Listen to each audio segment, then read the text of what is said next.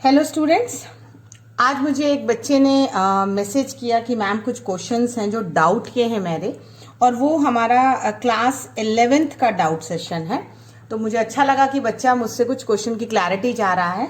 So just I am making this video to clear the doubt as well as अगर आपको और भी ऐसा कुछ है तो आप मुझे मैसेज कर सकते हैं, मैं आपको क्लियर कर दूंगी। और कोशिश है कि ये क्वेश्चन सारे लोग भी प्रैक्टिस कर लें, क्योंकि जब आप किसी के डाउट को सुनते हैं तो आपकी भी वो क्लैरिटी हो जाती है।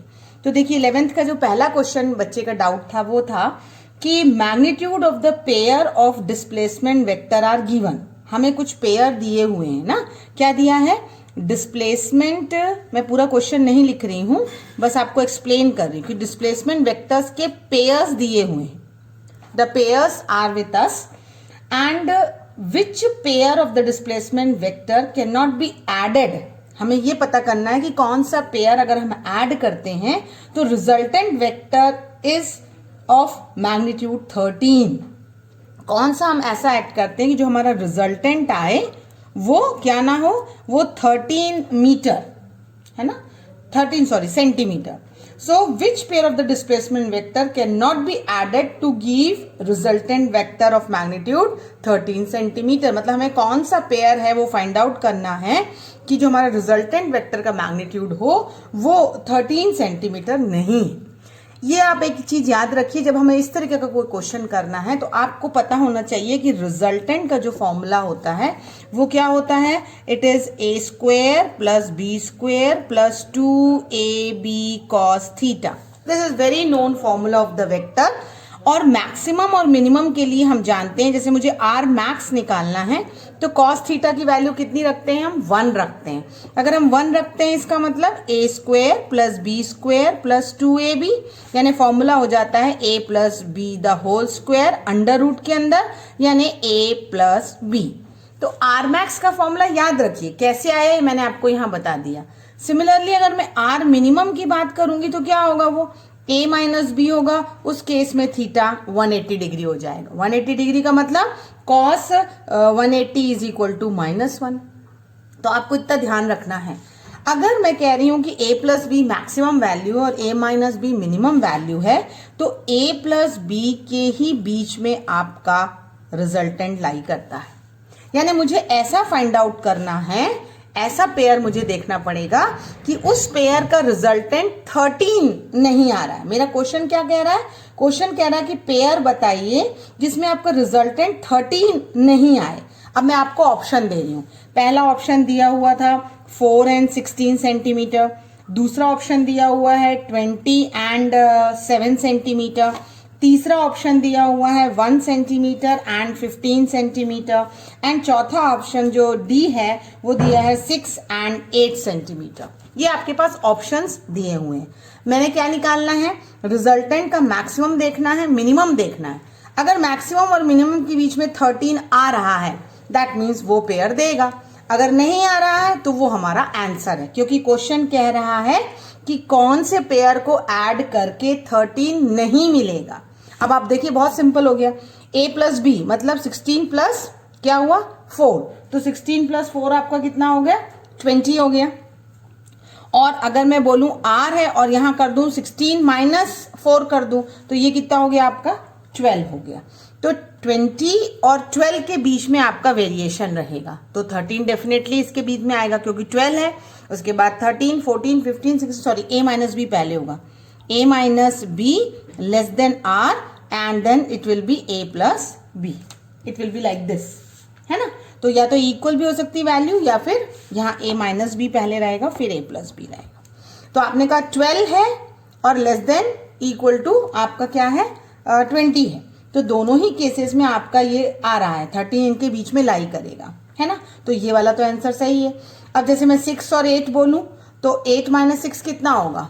8 माइनस 6 आपका 2 हो जाएगा, less than equal to r, और इसके बाद हो जाएगा 8 प्लस 6। तो 8 प्लस 6 कितना हुआ आपका? यहां पे हो गया आपका 13, है ना। तो अब आपके पास इन दोनों के बीच में भी क्या हुआ? 13 लाई करता है, तो यानी ये वाला भी हो गया। अब मैं 15 और 1 को देखूं तो 15 और 1 में क्या होगा, 15 माइनस 1 हो जाएगा आपका 14, 15 माइनस 1 हो गया 14 और आपका इधर हो गया 15 प्लस 1 यानी 16। अब इस केस में देखिए 13 आ रहा है क्या, नहीं आ रहा है। इस पेयर में 14 से चालू हो रहा है और 16 में खत्म हो रहा है। 20 और 7 तो देख के ही समझ में आ रहा है, हम चाहे ऐड करें चाहे सब्सट्रैक्ट करें 13 तो आएगा ही बीच में, है ना। तो इस केस में ही आपका ऐसा है कि आपका जो पेयरिंग है वो 13 को लाई नहीं करेगा। तो my answer will be 15 and 1 centimetre, जिसका रिजल्टेंट जो होगा वो 13 can not be in the magnitude. 20 और 7 का देखेंगे तो आपका 20 माइनस 7 कितना होता है, दैट इज 13, तो लाई कर रहा है क्योंकि वो इक्वल भी हो सकता है। और यहाँ 27 हो गया, करेक्ट। तो इसके बीच में भी 13 रह रहा है, यानी सिर्फ यही एक ऐसा पेयर है जिसका रिजल्टेंट मिनिमम और मैक्सिमम वैल्यू के बीच में नहीं आ रहा है। So this is how you have to find. आपका जो 13 है ये दूसरा भी हो सकता है। तो ये एक ऐसा पैटर्न ऑफ क्वेश्चन है जो आपको पता होना चाहिए कि कोई भी रिजल्टेंट आर मैक्स मतलब A plus B and R minimum मतलब ए माइनस बी के बीच में लाइन करता है, यानी A minus B less than equal to R A plus B. अब नेक्स्ट क्वेश्चन जो डाउट का था वो है, कह रहा है कि two forces are acting in opposite direction. देखिए जब अपोजिट डायरेक्शन है वेक्टर का तो एक वेक्टर इधर होगा, एक वेक्टर इधर होगा। ये आपकी वेक्टर F1 है, ये आपका वेक्टर F2 है। तो आप देखिए थीटा कितना का बन रहा है, 180 डिग्री का, यानी थीटा आपका 180 डिग्री है। क्वेश्चन कह रहा है कि दो फोर्सेस अगर अपोजिट डायरेक्शन में लग रही हैं देन देयर रिजल्टेंट इज 10। अभी आपको मैंने बताया था कि रिजल्टेंट कितना होता है अगर 180 डिग्री है, तो that is A minus B. तो क्वेश्चन के हिसाब से A माइनस बी जो है वो 10 न्यूटन दिया है। This is my first equation, correct. फिर सेकेंड क्वेश्चन, सेकेंड लाइन वो कह रहा है कि if they act mutually perpendicular to each other. Perpendicular का मतलब हुआ थीटा 90 डिग्री हो गया। थीटा 90 डिग्री का मतलब आर की वैल्यू कितनी होगी, A square plus B square plus 2ab cos 90, और कॉस 90 होता है 0, यानी under root A square plus B square. और ये क्वेश्चन के हिसाब से दिया है 50 newton. This is second equation. Find the value of A and B. बहुत ही सिंपल है, दो इक्वेशन है, दो वेरिएबल है। एक a माइनस बी इज 10, एक root over A square plus B square is 50। तो सबसे पहले तो रूट हटा लीजिए।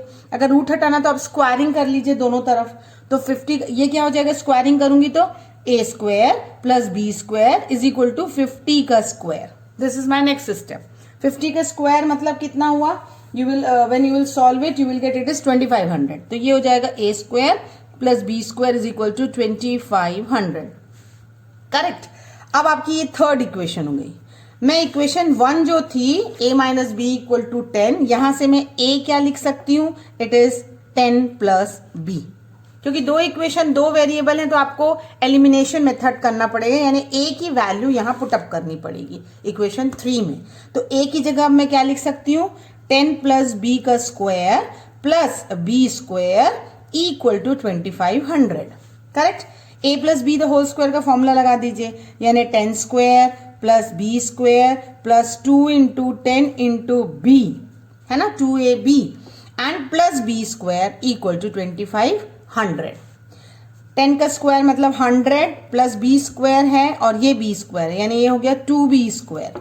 और उसके बाद फिर आपने कहा कि just 20b minus 2500 equals to 0। तो एक क्वाड्रेटिक इक्वेशन आ रही है 2b स्क्वायर प्लस 20b, और यहां अगर मैं माइनस करूंगी तो ये 2400 हो जाएगा इक्वल्स टू 0। इसको क्योंकि मैं 2 से डिविजिबल है तो सॉल्व करूंगी तो ज्यादा इजी हो जाएगा, है ना। तो ये हो जाएगा b square plus 10b minus 24 यानी 1200 इक्वल्स टू 0 हो जाएगा।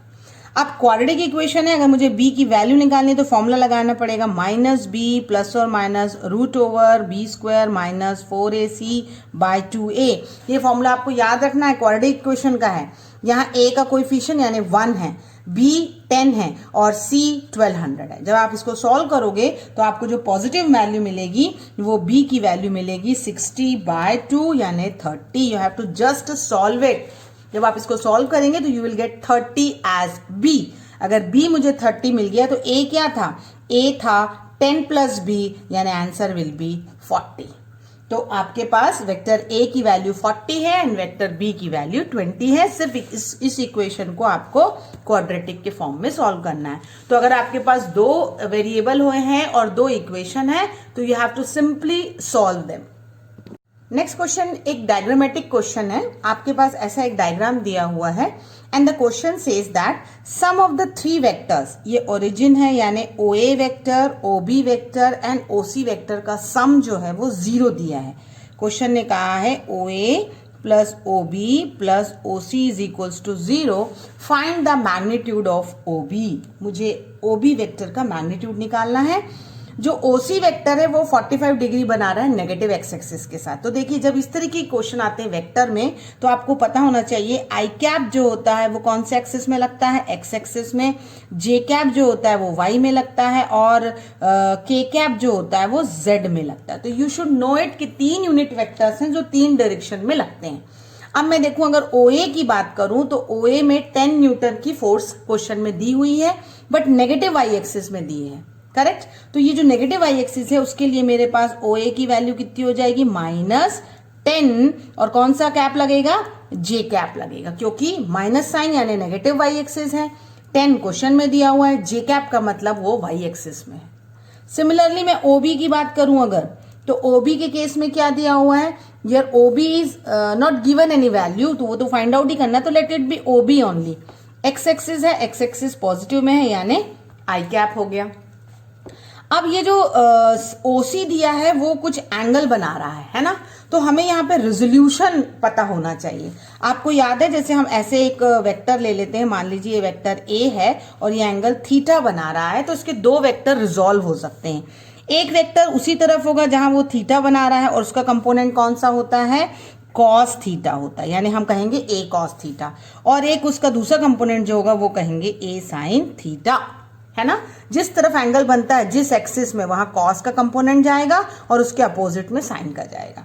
अब आप देखिए यहाँ पे एक्स एक्सिस में कौन सा कंपोनेंट जाएगा, एक्स एक्सिस के डायरेक्शन वही 45 डिग्री है ना, तो यहाँ पे कौन सा वाला कंपोनेंट जाएगा, यहाँ पे जाएगा OC को OC रहने दीजिए क्योंकि वैल्यू नहीं पता है, OC cos 45, और इसके अपोजिट वाई एक्सिस में कौन सा जाएगा, OC sin 45, करेक्ट। यहाँ कंपोनेंट होंगे तो मैं दोनों ही चीजें बना के लिखना पड़ेगा मुझे, यानी OC की वैल्यू हो जाएगी आपकी OC 45 जो कि एक्स एक्सिस के नेगेटिव में है, यानी माइनस आई कैप, एग्रीड, माइनस आई कैप यानी माइनस साइन रहेगा इसमें, और प्लस OC साइन 45 और ये रहेगा जे कैप, यानी मुझे सबकी वैल्यू मिल गई। इसको मैं सॉल्व कर सकती हूँ क्योंकि सॉरी यहाँ पे कॉस नहीं लिखा मैंने, कॉस 45 होता है 1/√2 यानी माइनस OC/√2 प्लस OC/√2, यहाँ जे कैप यहाँ आई कैप, ये ध्यान रखना है आपको।